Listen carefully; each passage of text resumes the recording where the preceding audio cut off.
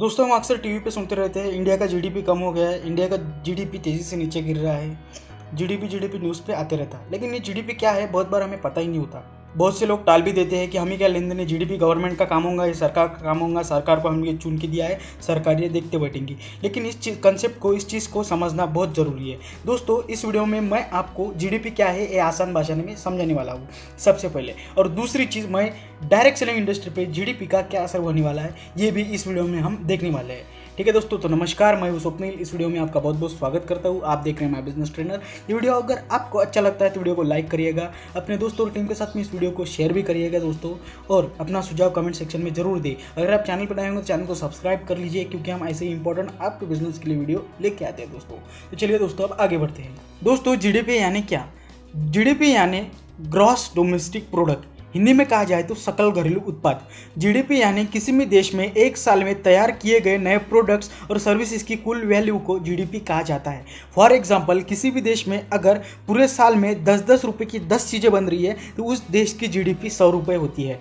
अगर किसी दूसरे देश में 20-20 रुपये की 2 चीज़ें बन रही है सिर्फ, तो उस देश की जीडीपी 40 रुपये होती है। इस एग्जाम्पल से आप समझ गए होंगे कि जीडीपी किस चीज़ के ऊपर डिपेंड रहती है। जीडीपी में सारे प्रोडक्ट्स और सर्विसेज आ जाते हैं जिसके लिए लोग पैसा पे करते हैं, उसकी टोटल वैल्यू यानी जीडीपी उस देश की होती है। उसमें एक कार से लेके, आपके बाल कटवाने से लेके, आपके खाने के अनाज से लेके सारे प्रोडक्ट्स और सर्विसेज की वैल्यू आ जाती है। कोई भी किसी भी देश की जीडीपी उस देश की सेहत मानी जाती है। अगर उस देश की जीडीपी कम है या खराब है तो उस देश की आर्थिक सेहत खराब है। आर्थिक सेहत जीडीपी से तय की जाती है। अगर देश में कोई भी सामान बनता है तो वो जीडीपी के ग्रोथ के लिए कारणीभूत रहता है। जितने ज़्यादा सामान बनेंगे, जितनी ज़्यादा मैन्युफैक्चरिंग होंगी, उतनी देश की जीडीपी तेज़ी से बढ़ेंगी। लेकिन जितने भी प्रोडक्ट्स की वैल्यू जीडीपी की वैल्यू में पकड़ी जाती है, वो सारे प्रोडक्ट्स का प्रोडक्शन इंडिया में होना चाहिए।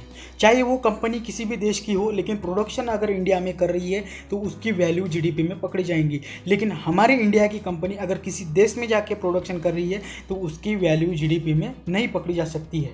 दोस्तों हमारे इंडिया में एग्रीकल्चर, इंडस्ट्री और सर्विस सेक्टर पे जीडीपी डिपेंड है। इनमें से कुछ भी सेवा हो या प्रोडक्ट्स का लाभ उठाना लोग कम कर देते हैं तो इनडायरेक्टली जीडीपी भी कम होने लगेंगी। और इसका कारण यही रहता है क्योंकि प्रोडक्ट्स और सर्विसेज का लाभ उठाने के लिए लोगों को पैसा लगता है। अगर किसी कारण से लोगों का रोजगार कम होता है या महंगाई बढ़ती है तो इसी के कारण लोग सेवा हो, प्रोडक्ट का लाभ उठाना कम कर देते हैं, लाभ उठा नहीं पाते, प्रोडक्ट्स को परचेस नहीं कर पाते। इसी कारण से प्रोडक्ट्स परचेस ही नहीं होंगे तो उसका मैन्युफैक्चरिंग भी कम हो जाएगा, देश में प्रोडक्शन भी कम हो जाएगा, और इसी कारण यही कारण बनता है कि देश की जीडीपी कम होने लगती है। इसलिए दोस्तों कहा जाता है कि देश की जीडीपी अगर कम हो जाती है तो देश की आर्थिक परिस्थिति भी खराब हो जाती है। उम्मीद है दोस्तों जीडीपी का कंसेप्ट आपको पूरी तरह से समझ में आ गया होगा। अगर कुछ इसमें डाउट है तो आप कमेंट सेक्शन में पूछ सकते हैं। अब हम जानेंगे दोस्तों कि जीडीपी का डायरेक्ट सेलिंग इंडस्ट्री पे क्या इंपैक्ट होता है। जीडीपी कम ज़्यादा होने से डायरेक्ट सेलिंग इंडस्ट्री में ऐसा क्या होता है, इस वीडियो में हम आगे देखेंगे। दोस्तों देश का जीडीपी घटना है यानी देश का ओवरऑल उत्पादन घटना है, जो भी प्रोडक्ट्स और सर्विसेज है, यानी कि उनका भी मैन्युफैक्चरिंग कम होना है। मैन्युफैक्चरिंग तभी कम होता है किसी प्रोडक्ट्स और सर्विसेज का जब उनका मार्केट में सेल कम हो जाता है, प्रोडक्ट सेल नहीं हो पाते हैं। तो दोस्तों इनडायरेक्टली जीडीपी का इम्पैक्ट उन कंपनियों पे पड़ता है जो कंपनियां प्रोडक्ट्स को सेल करती है, सर्विसेज को सेल आउट करती है दोस्तों। जैसे कि हमारी डायरेक्ट सेलिंग इंडस्ट्री इसी चीज़ पे डिपेंड है, क्योंकि इसमें हर एक प्रोडक्ट सेल करके इनकम को जनरेट किया जाता है कंपनी का, और हर व्यक्ति का इनकम इसके प्रोडक्ट्स के सेल पे ही डिपेंड करता है। और जीडीपी डाउन होने के कारण कंपनी का सेल कम हो जाता है। और दूसरा कारण दोस्तों ये है कि जीडीपी डाउन होने के कारण, जीडीपी कम होने के कारण देश में बेरोजगारी बढ़ती है, लोगों की आमदनी कम हो जाती है। इस कारण से लोगों के पास में पैसा नहीं रहता। पैसा न होने के कारण लोग प्रोडक्ट्स और सर्विसेज परचेस नहीं कर पाते हैं, इस कारण से सेल डाउन हो जाता है। इसका इनडायरेक्टली इम्पैक्ट उन कंपनियों पे पड़ता है जैसे कि हमारी डायरेक्ट सेलिंग कंपनी जो प्रोडक्ट्स को सेल्स करती है। जो भी लोग कंपनी में काम करते हैं वो भी प्रोडक्ट्स को रीपरचेस नहीं कर पाते हैं जीडीपी डाउन होने के कारण। तो दोस्तों आपको पर्सनली ये चीज़ एक्सपीरियंस नहीं होगी, लेकिन ओवरऑल कंपनी का डाटा जब देखा जाए तो जब भी जीडीपी कम हुई है तो हर कंपनी को इसका इम्पैक्ट गिरा है, उसका प्रोडक्ट्स डाउन हुए हैं, उनका इनकम कम हुआ है। तो इस प्रकार से डायरेक्ट सेलिंग इंडस्ट्री पे जीडीपी का इफेक्ट होता है। दोस्तों कभी कभार जीडीपी कम ज़्यादा होने से कंपनी पे और डायरेक्ट सेलिंग इंडस्ट्री पे पॉजिटिव नेगेटिव इफेक्ट्स होते रहते हैं। ठीक है, आज की डेट में इंडिया पूरा लॉकडाउन हो चुका है, इंडिया की जीडीपी तेज़ी से कम होती जा रही है।